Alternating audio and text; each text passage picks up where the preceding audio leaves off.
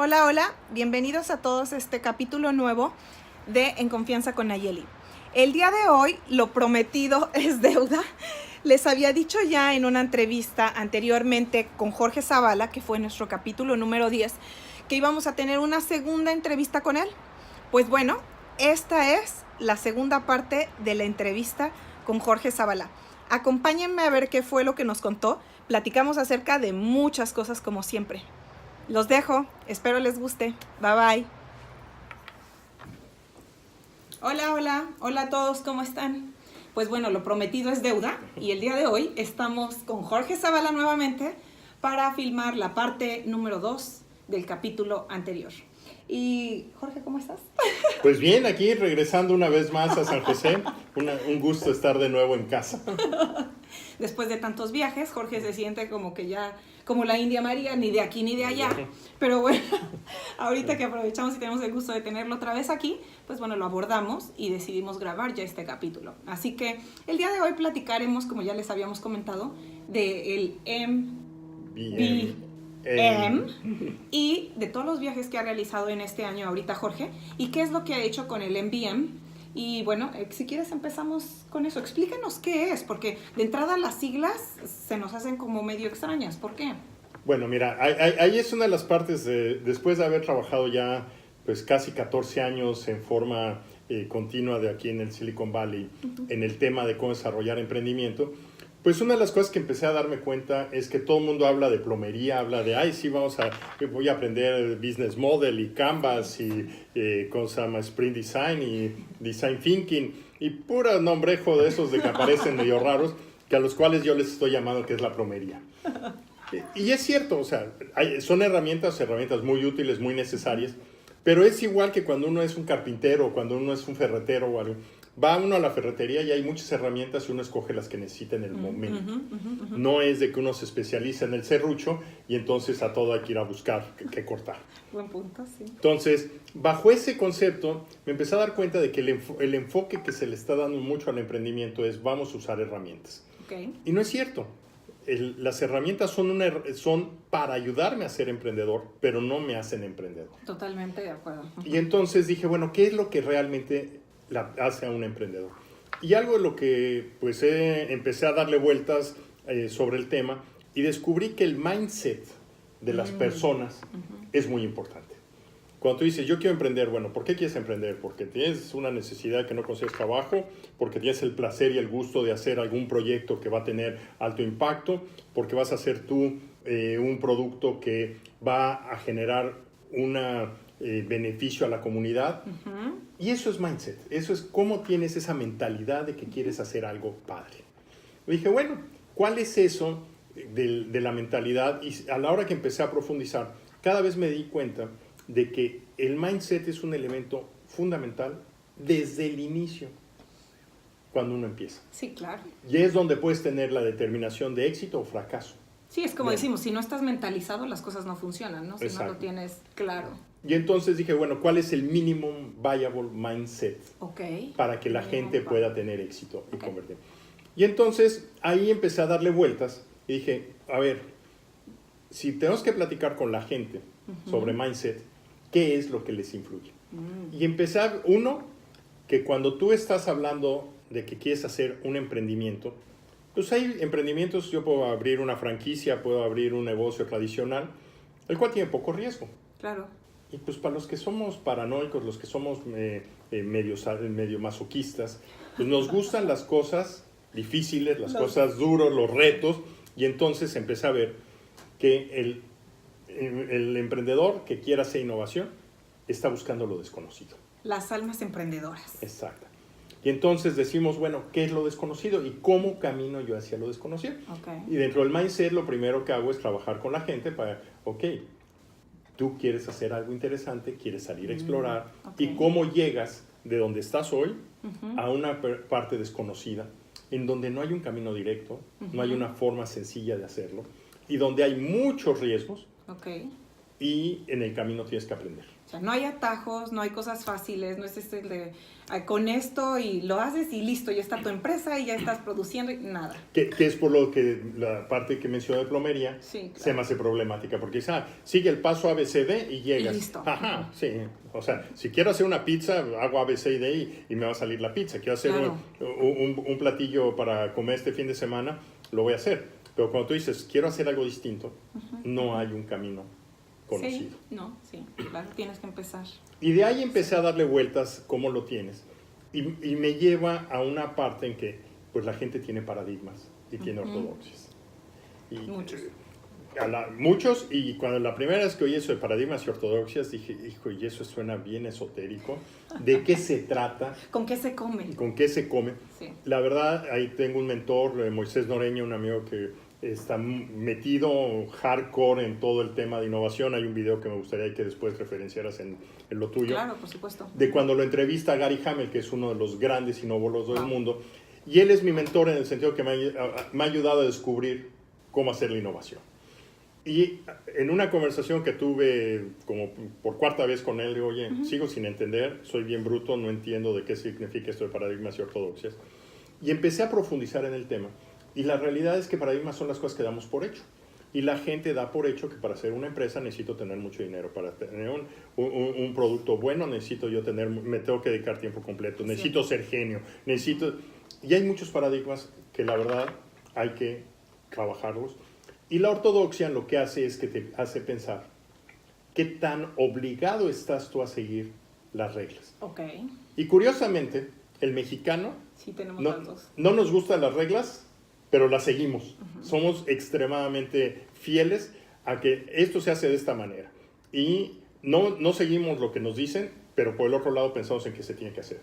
De ahí derivamos de que en México somos el país de las certificaciones, en que me tienen que certificar para decir que soy bueno. No es cierto. Cuando tú quieres innovar, tú tienes que ser bueno, claro, y después la gente va a certificar que tú eres bueno. Claro. Y ese cambio de paradigma, de que tienes que invertir la ecuación, pues es un shock cultural tremendo. Entonces empecé a ver el tema de paradigmas y en diciembre tuve la fortuna, tengo otro mentor que es Ernesto Priani, que él es un filósofo, trabajó conmigo varios años dirigiendo uno de los grupos que yo tenía en la cuestión editorial, pero es una persona rarísima, es un cuate doctor en filosofía que entiende de marketing y le gusta la tecnología. Ok. O sea, una combinación bastante difícil de encontrar. Exactamente. Y no hay mejor gente que te explique algo cuando es alguien que puede ver las cosas desde tantos puntos de vista diferentes. Claro. Y fuimos a tomar un café a Coyoacán, lugar precioso que me fascina en la Ciudad de México, Coyoacán, en uno de mis viajes de juglares, que al rato hablaremos de ellos. Y después de 3 horas entendí perfectamente cuál era lo de paradigmas y la parte de ortodoxia. Paradigmas es qué es lo que yo doy por hecho, cuáles son mis creencias, cuáles son las formas de que yo pienso, y las ortodoxias cómo las sigo. Y si quiero ser innovador, lo primero que tengo que entender es que tengo que romperlas. Sí, tienes que deshacerte de las dos. Y entonces viene otra etapa más dentro del Minimum Viable Mindset en que cómo hago las cosas diferentes. Sí, que es más apertura, supongo, ¿no? Más apertura y que además, cuando tú quieres hacer algo distinto, por norma, la gente va a estar en desacuerdo contigo. Ah, claro, siempre, sí. Entonces, sí, ahí... no es automático. Exactamente. Entonces, nuevamente, el mindset es, pues voy a estar en contra. Esa frase que hay de que dicen, acuérdense que los aviones para despegar van en contra del viento. Entonces, si tú quieres ser innovador... Está buena, ¿eh? Esa está buena. Si tú quieres ser innovador, vas en contra del viento. Claro. Y la cuestión es, no te preocupes que ir en contra del viento. Aprende a manejar cómo sales arriba en contra del viento. Claro. Entonces, ese tema es algo que vuelves a lo mismo, generas otra nueva etapa. Y esa nueva etapa te lleva a que tú vas descubriendo que con roles y modelos puedes descubrir cosas interesantes.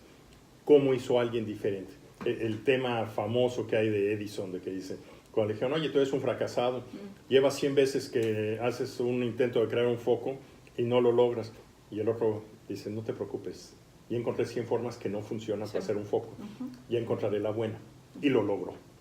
Y eso es algo de lo que tenemos que ver. Innovación implica intento, Claro, constancia, Constancia. perseverancia, ¿no? Disciplina también, por supuesto, y esta capacidad de apertura, ¿no? Que es justamente lo que tratas aquí, ¿no? Exacto, y entonces nuevamente en el MBM es cómo tienes esas situaciones, cómo te enfrentas a lo desconocido, cómo aprendes de las cosas, cómo fallar es parte de un proceso natural que tienes que aprender a manejarlo y capitalizarlo.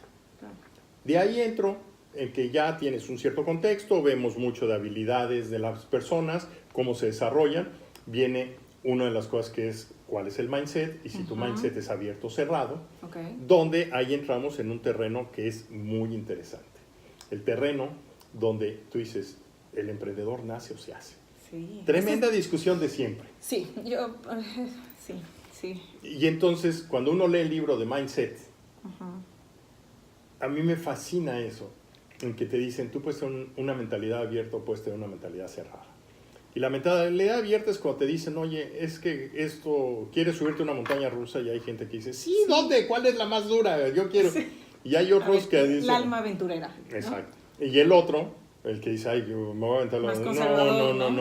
No. Yo me subo a los caballitos y a la rueda de la fortuna. Algo de lo que tenga control. Control, ¿no? Que no tenga riesgo, que no me crea adrenalina. Y esa parte, uno piensa, bueno, entonces una persona es de mente abierta o de mente cerrada. Y la realidad es que cuando uno empieza a estudiar más el tema, se da cuenta que uno es de mente abierta y de mente cerrada, de acuerdo al momento y circunstancia que se enfrenta. Sí, estoy totalmente de acuerdo. En donde, en algún momento dado, y un buen ejemplo es que una persona que quiera aprender a jugar tenis, al principio hace todo tipo de trucos y cosas por el estilo, y cuando te sabes tus trucos, ya lo quieres cambiar. Claro. Y entonces pasas de una mente abierta para aprender a una mente cerrada para ser perfeccionista. Y entonces realmente el mindset es un elemento dinámico que sucede en cada momento, en cada circunstancia y en cada persona. Y todo el mundo dice, no, es que para ser emprendedor se tiene que nacer. No es cierto. Para ser emprendedor hay ciertas cosas que puede ser que si naces con ellas puede ser lo más fácil, pero al final de cuentas todo el mundo puede emprender, todo el mundo puede innovar, todo el mundo puede ser creativo. Y esto lo llevo como un ejercicio que son 3 días de estar trabajando con ejercicios, con dinámicas, exponiéndote a que tú lo manejes, para terminar con un proceso de 4 pasos, para que tú te des cuenta que para que tú logres realmente hacer cosas interesantes, tienes que tener un ciclo muy cortito de estar buscando nuevas ideas, haciendo propuestas de valor, experimentándolas, desarrollándolas y validando. Empujándote a ti mismo, ¿no? A hacer todo esto. Y ejercitar tu mente, ¿no? Exacto. Y ahorita, por ejemplo, acabo de dar un curso en la Ciudad de México, que fueron 5 días, 2 días y medio de esto, y 2 días y medio de plomería y de proyectos, en donde la gente, al final, terminó de 11 empresas que participaron, 3 de ellas, a la semana después, estaban cotizando internacionalmente y haciendo proyectos. Dices, oye, pero es que ¿por qué hay ese cambio radical? Uno, porque la gente tomó confianza. Otro, porque tomó conciencia y tomó control para hacer las cosas. Ejecución. Acción. Y viene la parte interesante, el que fijes claramente cuál es la luz al final del camino, en donde el éxito no es aprender la herramienta, sino lograr el resultado. Quiero vender artesanías, pues lo primero que tengo que hacer es agarro Facebook, pongo 10 artesanías, empiezo a promoverlo, le mando a mis amigos esas artesanías vía paquetería y me encuentro en una semana los problemas de ventas, los problemas de logística, los problemas de gustos que me permiten arrancar un portal que dices, no es el portal más maravilloso del mundo, pero ya empecé a moverme. Claro. Y cuando empieza a moverte, ¿cómo empieza a mejorar? Sí, todo empieza a arrancar, ¿no? Los engranes se van moviendo y todo. Y como dicen, ¿no? Lo difícil siempre es empezar. Una vez empezado, ya te encarreras y ya no hay quien te detenga, ¿no? Ahí vas acelerado. Y ahí es donde estuvimos hablando, o sea, de ese MBM. Lo acabo de llevar a cabo en la maestría de innovación y nuevos negocios de la Universidad Panamericana en Guadalajara. Y lo mismo. 5 muchachos tomando la materia en un fin de semana. Ahorita estoy viendo el grupo de WhatsApp en que ya encontraron cómo podrían empezar a hacer el prototipo de su producto a 3 días después de haber tomado el primer curso, la primera sesión, en donde nuevamente es busca el cómo sí, encuéntralo. Oye, no es la solución perfecta. No, las soluciones perfectas son el producto de la evolución de muchas situaciones. Y esto ha sido parte de una experiencia que hay que llevarla en dónde es un mindset. Y entonces realmente el concepto del Minimum Viable Mindset es algo que esté enfocado a que tú como persona tomes control de lo que quieres hacer. Esto de que decimos que zorro de los paradigmas, es que voy a crear un ecosistema, es que voy a crear un fondo, es que voy a tomar 17 certificaciones. Claro. Todo eso son excusas que nos ponemos para no llegar. Mejor empezamos a hacerlo y sobre la marcha vamos aprendiendo poco a poco. Que me puedes cuestionar, es que las certificaciones son importantes. Todo es importante en la vida. La pregunta es, ¿qué es más importante y en qué orden haces esa secuencia? Sí, yo creo que la certificación, como bien lo dices tú, más bien de tus clientes, ¿no? De tu trabajo a través de los clientes es lo más importante, ¿no? Son como las cartas de presentación siempre, ¿no? Finalmente, tener una certificación te certifica una empresa externa, etcétera, respecto a cierto proceso en cierto momento, ¿no? Pero ya el día a día, los servicios que tú estás entregando, los productos que entregas, prácticamente toda la experiencia que tú das a tus clientes finales es realmente lo que cuenta, ¿no? Entonces, qué mejor validación, qué mejor certificación que tus propios clientes hablando de ti y dando, ¿no?, las referencias acerca de lo que es trabajar contigo, ¿no? Exacto, y entonces ahí es bien interesante porque en vez de que las personas digan, oye, ¿cuáles son las tendencias? Más bien lo que quiero ver es qué estás haciendo tú para seguirlo como tendencia. Exacto. Y nuevamente es otro paradigma. Sigo o hago que la gente me siga. Sí, claro, soy un seguidor o soy yo el que genera eso. Okay.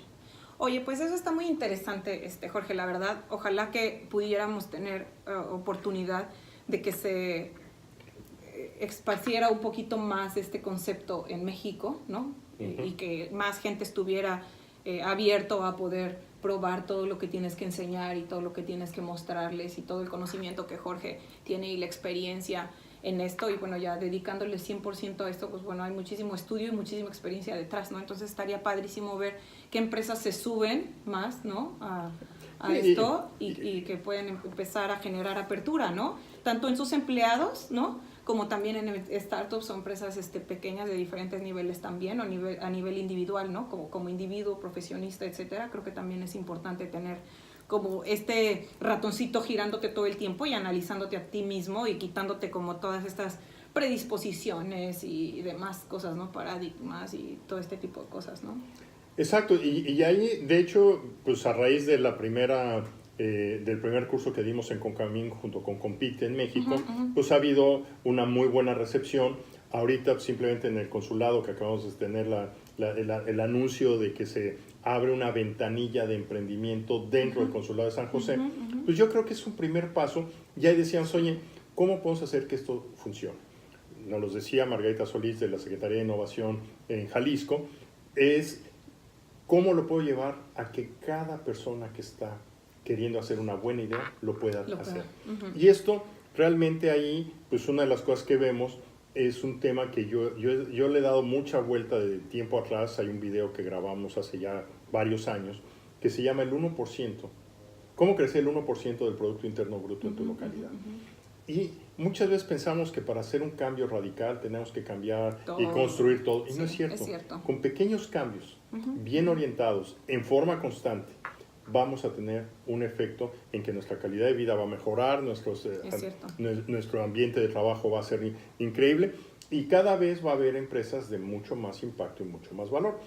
Todo suma y algo de lo que tenemos que tomar en cuenta es que empecemos a caminar. Sí, es cierto, totalmente cierto.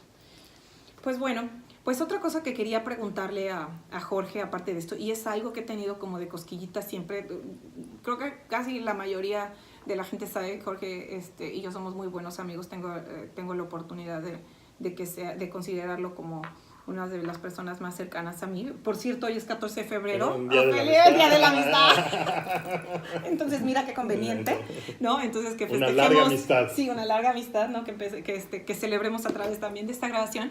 Y bueno, siempre he querido preguntarle, y por una cosa u otra no he podido, pero ¿por qué Jorge llama el viaje del juglar? Siempre que sale y va a algún lugar y va a hacer alguna cosa de emprendimiento, como siempre hace Jorge, y de innovación, etcétera, siempre dice el viaje de juglar, bla, bla, bla, y entonces toda la gente se queda como wow, y entonces corren como los 8,450 comentarios en su cuenta de Facebook, opinando de su viaje, y ya después nos va llenando con información acerca del feedback de cómo le fue. ¿Por qué? ¿De dónde salió el viaje Mira, ahí uno de mis cantantes favoritos es Juan Manuel Serrat, que es un juglar de la música y tiene varias canciones, en donde realmente algo de lo que dice pues es que la gente vivimos viajando de un lado al otro y llevamos ideas y polinizamos cruzadamente.